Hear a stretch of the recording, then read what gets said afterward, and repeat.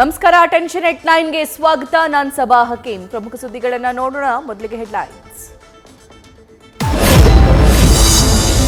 ದಿಢೀರ್ ಶ್ರೀಮಂತಳಾಗೋ ಕನಸು ಕಂಡ ಸಾಹುಕಾರ ಆಪ್ತೆ ಸತೀಶ್ ಜಾರಕಿಹೊಳಿ ಆಪ್ತೆ ಮಹಿಳಾ ಘಟಕದ ಬ್ಲಾಕ್ ಕಾಂಗ್ರೆಸ್ ಅಧ್ಯಕ್ಷೆ ಮಂಜುಳಾ ರಾಮನಗಟ್ಟಿ ವಿರುದ್ಧ ರಿಯಲ್ ಎಸ್ಟೇಟ್ ಉದ್ಯಮಿ ಅಪಹರಿಸಿದ ಆರೋಪ. 5 ಕೋಟಿ ರೂಪಾಯಿಗೆ ಡಿಮ್ಯಾಂಡ್ ಇಟ್ಟ ಟೀಮ್ನಲ್ಲಿ ಮತ್ತೆ 3 ಬಂಧನ.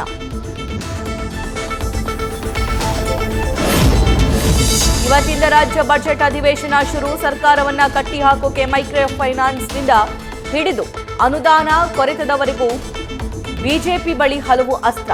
ವಿರೋಧ ಪಕ್ಷವನ್ನ ಎದುರಿಸಲು ಕಾಂಗ್ರೆಸ್ ಬತ್ತಳಿಕೆಯಲ್ಲೂ ಪ್ರತ್ಯಾಸ್ತ್ರ. ಪರಿಷತ್ನಲ್ಲೂ ಸರ್ಕಾರದ ವಿರುದ್ಧ ಸಿಡಿದೇಳಲು ಸಿದ್ಧತೆ. 2 ಲಕ್ಷ ಕೋಟಿ ಸಾಲ ಮಾಡಿರೋ ಬಗ್ಗೆ ಶ್ವೇತಪತ್ರ ಹೊರಡಿಸಿ ಅಂತ ಆಗ್ರಹಿಸೋ ಪ್ಲಾನ್. ಗ್ಯಾರಂಟಿ ಹೊರೆಯ ಬಗ್ಗೆಯೂ ಗದ್ದಲವಾಗುವುದು ಪಕ್ಕಾ. ಬ್ಯಾಂಕ್ ಆಫ್ ಬರೋಡಾದ ಸೇಫ್ ಲಾಕರ್ನಲ್ಲಿಟ್ಟಿದ್ದ ಚಿನ್ನಾಭರಣ ಕಳವು. ಬೆಂಗಳೂರಿನ ಜಯನಗರ ಬ್ರಾಂಚ್ನಲ್ಲಿ 50 ಲಕ್ಷ ಮೌಲ್ಯದ ಆಭರಣ ಇಟ್ಟಿದ್ದ ರಾಜೇಂದ್ರ ಪಾಟೀಲ್, ಅಸಿಸ್ಟೆಂಟ್ ಮ್ಯಾನೇಜರ್ ರಾಜು ವಿರುದ್ಧ ಕೇಸ್.